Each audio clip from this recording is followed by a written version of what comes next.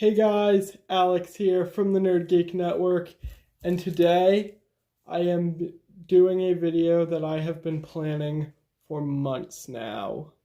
My pitch for the MCU's X-Men.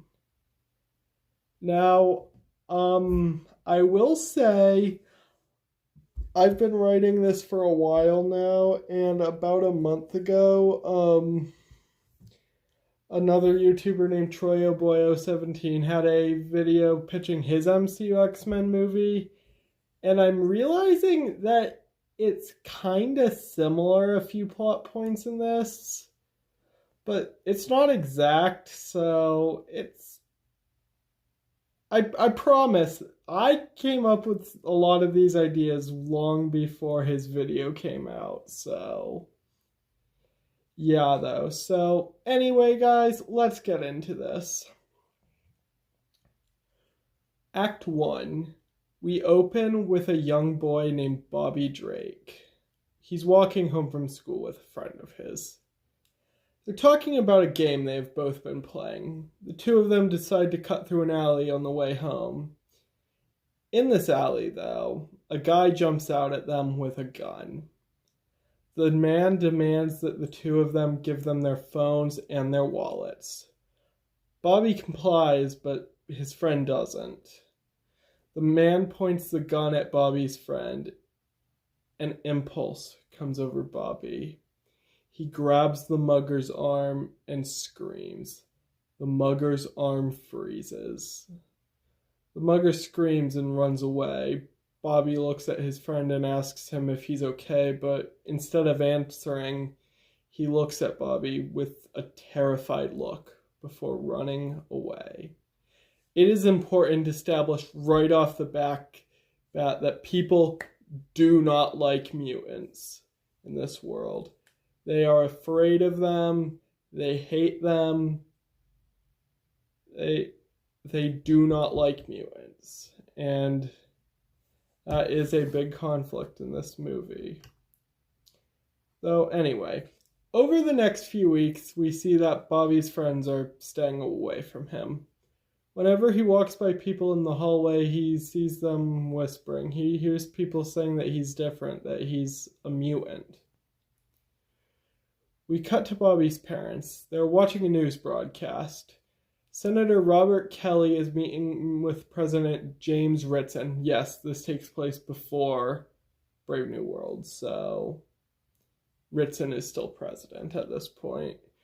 They're discussing the mutant threat. We establish that there are human-sized sentinels patrolling in New York. Ritson asks Kelly what they can do to deal with mutants further.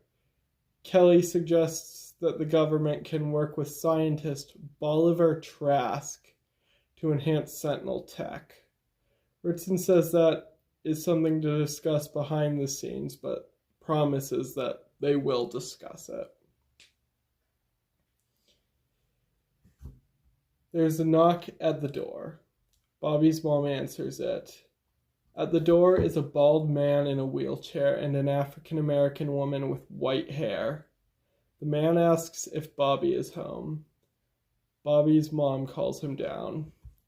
Bobby and his parents sit down with the people at the table. The man introduces himself as Charles Xavier, the woman as Aurora Monroe. Charles tells Bobby that they run a school for mutants to learn and to be safe. They offer Bobby a place at the school. He asks his parents, who are hesitant at first, but eventually they agree. When Bobby arrives at Xavier's school for gifted youngsters, Charles shows him to his room. He gets settled in and calls his parents to let him know that he made it safe. He then goes to meet up with Xavier to learn more about the school. Xavier introduces Bobby to Scott Summers, Jean Grey, and Kurt Wagner. He shakes their hands. Kurt asks Bobby if he's going to ask about his blue skin, like a lot of other students do, but he says no. Bobby doesn't care what a person's appearance, but who they are on the inside. He does, however, ask Scott why he's wearing sunglasses inside, to which Scott explains his optic blast. He wears the glasses to prevent him causing mass destruction when he opens his eyes. Jean tells Bobby that the three of them and Aurora were Xavier's first students, and that they all have a close bond because of it. Charles asks to speak to Scott, Jean, and Kurt privately, so they follow him into their office. In his office, Xavier asks the three of them if they are ready for their next mission. The next day, Bobby goes to his first class, and most of the seats are taken, but he does see one that isn't, next to a young girl around his age. He sits down and introduces himself to her. She introduces herself as Kitty Pryde. The two of them really hit it off. Bobby asks Kitty what her ability is. She shows him by moving her hand right through the desk, revealing that she can phase through solid matter. She then asks Bobby about his powers. Bobby asks if she has a water bottle. She pulls her water bottle out, and Bobby freezes the water inside of it. We cut to Robert Kelly and President Ritson, who are meeting with Bolivar Trask. Trask tells them that he does in fact have plans to expand the Sentinel program, and that he has several prototypes that they could start testing in the upcoming weeks. Now, we flash forward a few weeks. We cut back to Bobby and Kitty. They're hanging out at a local ice cream place with Kitty's roommate, Hisako Ichiki. They had just gotten out of seeing a movie. Hisako asks Bobby if he has any questions about the school. Bobby doesn't, but he says that if he ever does, he will let her know. We cut back to the X-Mansion. Scott and Jean are talking about their future with the team. Jean expresses interest in retiring from the hero's life at some point, but that isn't what Scott wants. We establish that Scott and Jean have been a couple for the last 4 years, not long after Charles opened the school. Scott wants to continue fighting for mutant kind, and so does Jean, but she wants to start doing so in a different way. We cut to Xavier talking to Kurt. Kurt asks Xavier if the upcoming mission is going to be safe for him. Unlike most mutants, he isn't able to hide in the shadows. His blue skin and tail stick out like a sore thumb. Xavier assures Kurt that this is just a reconnaissance mission and that as long as they stay hidden, everyone would be safe. Charles says that he would never force him and the rest of the X-Men to go on a mission they don't feel comfortable on, but he assures Kurt that they'll all be safe. We cut to Bobby, who is listening from around a corner. He walks away. The next day, Bobby goes to Hisako. He asks her if she knows anything about the X-Men. Hisako says that she has never heard of them, neither has Kitty. Bobby asks them if they want to investigate what it is. Kitty is in, but Hisako doesn't want anything to do with it. Bobby and Kitty go to Scott. They make some small talk before asking what the X-Men are. Scott tells them that they can't tell anyone about it if he tells them. They agree. Scott tells them that he, Jean, Aurora, and Kurt run a small task force called the X-Men. They do missions to protect mutant kind. Bobby and Kitty ask to join. Scott turns them down, though. He says that they're just kids and being an X-Men is dangerous. He tells them that when they're older, maybe, but not yet. Bobby and Kitty go back to Kitty's room, where they meet with Hisako. They start working on a plan to join the X-Men on their next mission, but Hisako says she really wants no part of this. Bobby and Kitty follow Jean. They see her and the others getting on board a plane. The two of them climb onto the plane as it's taking off. Kitty tells Bobby to grab her hand and phases them into the plane. As the plane is in flight, Scott goes over the plan. They sneak into Trask Industries and find out what is going on with the Sentinels. Then they report back to Professor Xavier. Jean senses something. She walks over to the seats that Bobby and Kitty are hiding under. She tells Scott that they have some stowaways. Scott has Kurt take over flying the plane. He lays into the two of them. He told them that they were too young to be X-Men, but Bobby tells them that they just want to help, but Scott is angry. He tells them that they are to wait on the Blackbird while he, Jean, Aurora, and Kurt sneak in. Just before the Blackbird lands, Jean walks over to Bobby and Kitty. She tells them that Scott wasn't trying to be mean, but that he was afraid for their safety. She tells them a story about the first mission the X-Men ever went on, about how they went up against a villain named Omega Red. She tells them there was once a fifth member of the team, named John Proudstar. The five of them fought as hard as they could, but they were still new to their powers. John saw an opening and took advantage of it. He managed to stop Omega Red, but in the process he took a hit from one of his whips. It hit just the right spot, killing him. Scott blamed himself for John's death, and that's why he didn't want them on the team. Now we cut to Act 2. The Blackbird lands and Scott tells Bobby and Kitty to stay on the plane. He, Jean, Aurora, and Kurt walk off towards Trask Industries. When the four of them arrive, Kurt teleports inside to get a look at the Sentinels. Jean and Aurora pose as scientists, while Scott poses as a tourist in the lobby. Jean and Aurora come face to face with Bolivar Trask. He pulls them aside for a status update regarding the Sentinel program. Jean tells him what he wants to hear and then puts the thought in his head to go out into the lobby. Jean and Aurora walk into his office and log onto his laptop. They find out that they intend to launch the Sentinels tomorrow. Meanwhile, Kurt is on the ceiling watching a few scientists working on Sentinels. One of the scientists looks up and sees Kurt. The scientist turns on one of the Sentinels and it attacks Kurt. He tries to fight back, but it's no use. The Sentinel quickly subdues him. Scott, Jean, and Aurora rush in. They try and fight it and rescue Kurt, but the Sentinel immediately recognizes Jean as its biggest threat. It takes her down first. Scott and Aurora try to fight back using their powers, but Aurora is holding back in fear of hurting anyone in the room, and Scott is fighting with anger after what the Sentinel just did to Jean. It quickly subdues all of them. All four of them are handcuffed with mutant dampeners. Meanwhile, on the Blackbird, Bobby and Kitty are sitting around playing with a deck of cards they found in a drawer. Suddenly, they hear Xavier talking in their heads.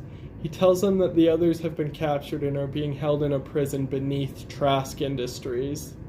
The two of them leap into action. When Bobby and Kitty arrive, Kitty phases them right into the Sentinel's room. The same scientist who caught Kurt sees them, but before he can activate a Sentinel, Bobby freezes his feet to the floor. Bobby asks Kitty where the others are, but the scientist refuses to speak. Kitty tells the man that she could rip his heart out if she wanted to, before smiling at him. The man tells them that the prison is right down the nearby elevator. While in the elevator, Bobby asks Kitty if she really would have ripped the man's heart out. She tells him that she was just trying to scare him. Bobby and Kitty get down to the prison. It's not only Scott, Jean, Aurora, and Kurt being held down there, but rather hundreds of mutants. Kitty walks into the control room and knocks out the guard before deactivating everyone's mutant dampeners, rather. Everyone breaks out. Jean makes sure everyone leaves peacefully without hurting any guards before Kurt teleports all 6 of them back to the Blackbird. On board the Blackbird, Scott thanks Bobby and Kitty for saving them. He apologizes for getting mad and tells them that if it wasn't for them, they would all be stuck in that prison. Kitty sits down next to Bobby. She asks him if, once this is all over, if he would go on a date with her. Bobby tells her that he's flattered, but that he is gay. Kitty accepts this, and the two of them agree that this won't change anything about their friendship. And I'm going to pause there for a second. Bobby Drake being gay is a fairly recent addition to comics, but I think it really is important that he should be gay in the MCU. I think it adds more diversity to the cast, and that's something very important, is diversity in the cast, especially in X-Men, which is all about... X-Men is basically a metaphor for racism and homophobia and all that. So yes, there definitely needs to be diversity in this cast. Anyway, going forward though, Bobby suggests that they all need code names. Scott laughs at this, but Bobby's serious. All of them come up with their own names. Scott is Cyclops, Jean is Marvel Girl, Kurt is Nightcrawler, Aurora is Storm, Kitty is Shadowcat, and Bobby is Iceman. Now is Act 3. When the Blackbird lands, Xavier tells all 6 of them to get some rest. They will have a big day ahead of them tomorrow. The next morning, Charles calls Bobby and Kitty to his office. He hands them each a case. They both open their cases to see suits inside. A red suit for Bobby and a purple suit for Kitty. Charles tells them that so long as they are still interested, they are X-Men now. Scott sees on the news that the Sentinel reveal has started 2 hours early. He calls the other, and there's no time to get on the Blackbird. Scott asks Kurt if he can teleport them there. Kurt says that he's only ever jumped between small distances, but that he'll try. Meanwhile, at the ceremony, Senator Kelly is giving a speech.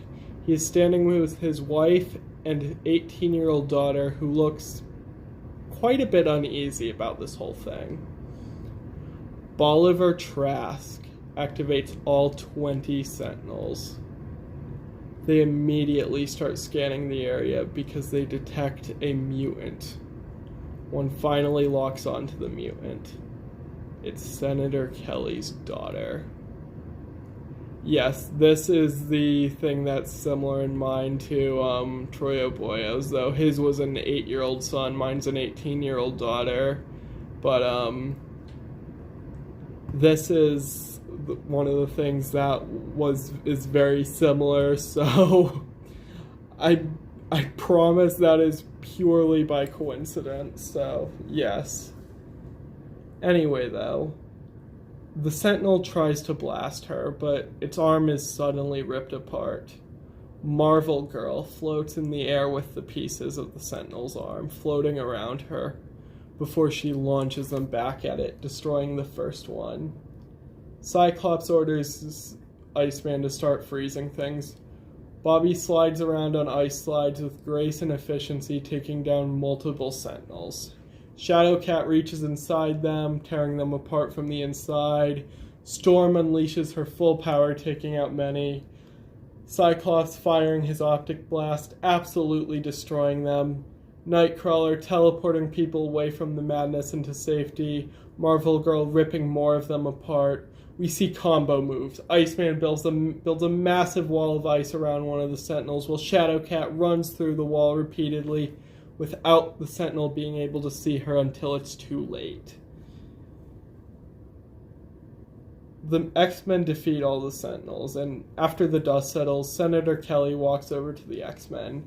He thanks them for saving his daughter's life. He runs to his daughter and apologizes to her. He had been so afraid of mutants that he didn't even know his own daughter was one. Xavier lands the Blackbird. He goes up to Kelly and shakes his hand. He tells Kelly that he runs a school for mutants to learn about their powers and to be safe. He offers his daughter a spot at the school and she accepts. The movie ends with Charles Xavier giving a speech. Today was almost a tragedy. Bolivar Trask almost killed a lot of people here, and had my team not been here, a lot of people, including Senator Kelly, his daughter, and Trask himself, may have been killed, all because of their hatred for mutants. My name is Professor X. I am a mutant. We are mutants. My team. Today, we got lucky. We may not always be that way in the future, but no matter what happens, we will always be here to help. We are mutants. We are proud. We are the X-Men. And then the credits roll, and we cut to the post-credit scene. There's a man sitting on a chair. So, Charles still thinks that mutants and humans can coexist. How naive of him. The man puts on a red helmet before the screen cuts to black. And that is my pitch for the MCU's X-Men movie, the first X-Men movie. I do have some personal casts for the different X-Men. I want Ewan McGregor as Charles Xavier. That is one that I definitely want. Sebastian Croft, I think, would make a really good Iceman. Fina Straza as Kitty Pryde would also be great. This one's going to be controversial, but I really want John Boyega as Cyclops. I know there's the whole debate about race swapping characters, and personally, I believe so long as their race isn't important to who their character is, then it's fine. And Cyclops' really isn't, and I think John Boyega would be great in that role. This one I'm adamant about is Olivia Cooke as Jean Grey. That's one I really want to see. I think she'd be great in that role. Who am I missing? Lewis Hoffman as Nightcrawler would be great. And then Sonequa Martin Green as Storm. That would be my cast for my X-Men in this movie. I might do a pitch in the future for a second X-Men movie following Magneto and the Brotherhood of Mutants as the villains, adding new X-Men to the team, such as Wolverine or Rogue or Beast, Angel, Armor. We teased Armor in this one with Hisako. So, yeah. But anyway, thank you guys so much for watching this video. If you enjoyed, please leave a like, subscribe, so I know what more to do in the future. Thank you guys so much for watching, and I will see you guys next time. Goodbye.